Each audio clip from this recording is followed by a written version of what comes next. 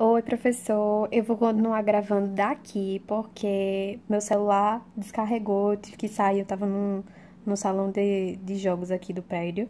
Aí tava muito barulho lá e eu preferi fazer aqui. Aqui não tem apoio, não tem canto que fique o celular, mas eu espero que dê pra fazer do jeito que eu tô fazendo aqui. É só a continuação. Bom, como eu tava dizendo, essa área daqui a gente consegue perceber que há um predomínio de áreas privadas nesse primeiro andar todo. E aqui é a varanda, como zoneamento, né? Bom, se a gente for continuar aqui na geometria da forma, a gente consegue dividir a casa em dois planos. Um plano, que é o andar do térreo, voltado inteiramente para a área do setor social e serviço, e outro plano que será apenas para o setor privado e íntimo, certo? A gente consegue perceber, em relação, já voltado assim realmente para a geometria da casa, um fator bem interessante. A gente tem aqui uma escada central, certo? Com um hall e aqui também. Esse aqui é a planta do pavimento térreo e aqui é a planta do pavimento superior. Uma coisa bastante interessante é que quase todos os cômodos que a gente vê aqui estão abraçando esse hall daqui, o hall da escada. Da mesma forma aqui, quase todos os cômodos eles abraçam esse hall, o que gera uma certa integridade na casa. Como a casa é muito pequena, é interessante justamente por isso, que haja um setor central que reúna todos esses cômodos.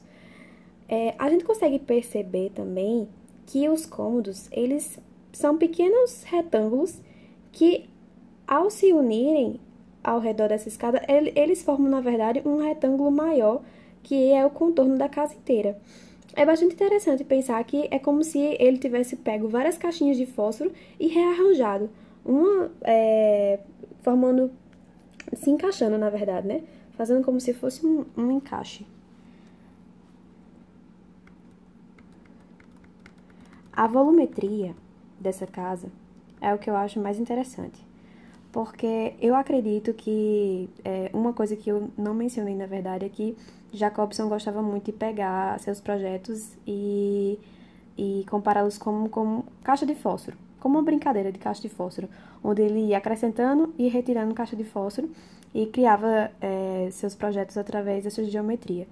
E aqui eu imaginei que ele conseguiu essa forma através de um prisma inicial, onde ele foi removendo certos fragmentos. E por que ele faria isso? Bom, acredito eu que como a casa é muito pequena, se ele tivesse feito uma coisa reta com um telhado em cima, ele provavelmente ia ficar muito sem graça, não ia ficar com as características modernistas que ele queria, mas principalmente porque não teria essa ideia de movimento como ele traz aqui agora. Essa perspectiva que ele criou aqui, com essa ideia de cheios e vazios, essa dimensão, essa perspectiva que ele cria aqui nessa fachada, é bem interessante. E realmente quebra um pouco o efeito de uma casa pequena. Ela não parece tão pequena como tu realmente é, por conta desses efeitos que ele criou. E, bom, aqui a gente consegue perceber que tem um bloco maior, né, formando um L, e um bloco menorzinho que agrega a esse aqui. Mas realmente o que eu achei mais interessante foi essa brincadeira que ele fez aqui com esses blocos e criou essa ideia de cheios e vazios, as perspectivas. A perspectiva que a gente vai conseguir identificar mais aqui nessa fachada. Falando um pouquinho das fachadas, essas aqui são as fachadas laterais, certo? A gente consegue perceber uma certa simetria, até mesmo um ritmo aqui. Talvez não um ritmo, mas uma simetria mesmo nas janelas aqui e nessa fachada daqui. Aqui a gente já não consegue perceber essa característica arquitetônica, mas como eu já falei na questão da volumetria, essa fachada aqui, ela cria uma certa perspectiva. Eu diria planos, na verdade, né? Esse aqui seria o primeiro plano, esse aqui o segundo e aqui o mais afastado. Essa sequenciação de planos, ela cria uma perspectiva diferente, né? Como se fosse um distanciamento, como se a casa tivesse essa aqui. É porque eu não sei explicar direito, mas como é que se diz? Essa brincadeira que ele faz mesmo, como eu já falei aqui em cima, mas a questão da perspectiva, a questão dos planos, a questão do movimento, dele não ter feito uma coisa reta, simplesmente batida, mas ele fez essa brincadeira com os blocos e resultou em uma proposta bastante interessante, mesmo em uma casa pequena.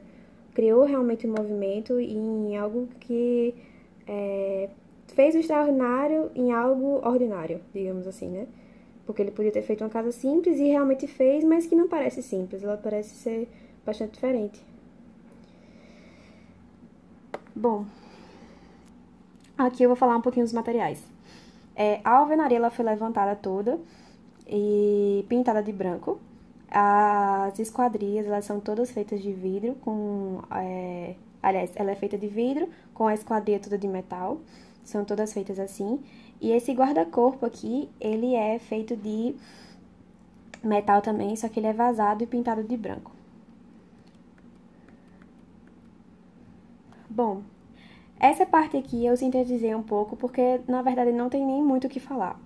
O sistema de abertura da casa é todo de correr, não tem nenhuma janela basculante, nem nada diferente, ela é tudo de correr e não foi algo que foi pesquisado e informado, mas por fotos mesmo, é uma coisa que dá pra perceber e as janelas, pelo que aparenta nas fotos, são todas de correr. Já a cobertura, ela também, eu não fiz nenhuma planta dela, não fiz nenhuma imagem, porque ela é bem simples. Ela, na verdade, é só uma laje, um chão batido mesmo, não tem nem caixa d'água, porque a tubulação de água, ela é toda subterrânea, assim como o esgoto. Então, a laje, ela é realmente simples, ela é só uma laje, para cobrir mesmo a coberta. Então, não tem nem telhado, ela é bastante simples, não tem muito o que falar. A lógica estrutural foi outra coisa que eu também não consegui achar nenhuma informação a respeito. Porém, supondo, que é uma suposição na verdade, mas eu acho que por ser uma planta muito simples e baseada em um quadrado, ela consegue ter suas dimensões e espaçamentos entre os pilares bastante racionalizada, digamos assim, né? E, assim, padronizada. Mas eu não consegui, infelizmente, achar nada a respeito da estruturação, mas acredito que tenha sido assim, que não tenha sido, por exemplo, que algum pilar aí tenha sido colocado em algum lugar que não deveria estar, ou que foi indesejado, porque a planta de estrutura realmente parece ser algo fácil de se fazer numa casa dessa.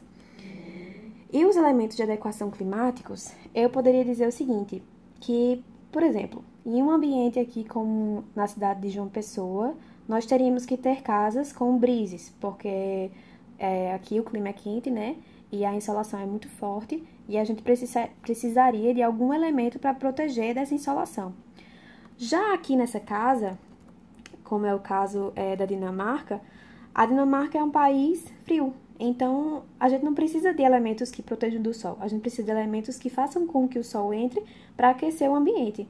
Então, o uso dessas janelas, apesar de ser, assim, influência da arquitetura modernista, mas acontece que acaba ajudando, porque acaba resolvendo esse problema da questão climática, né? Ou seja, entra sol, entra calor e acaba resolvendo como estufa, porque o raio luminoso entra e o calor fica, o calor não sai se a janela estiver fechada, né? Então, é uma solução bastante interessante para ambientes de clima frio. E é isso, professor. Espero que tenha gostado. Eu fiz alguns outros vídeos, mas alguns não deram certo. Tinham até uns que eu tinha explicado algumas partes melhor, infelizmente. Mas eu espero que tenha gostado, que tenha dado tudo certo. Muito obrigada.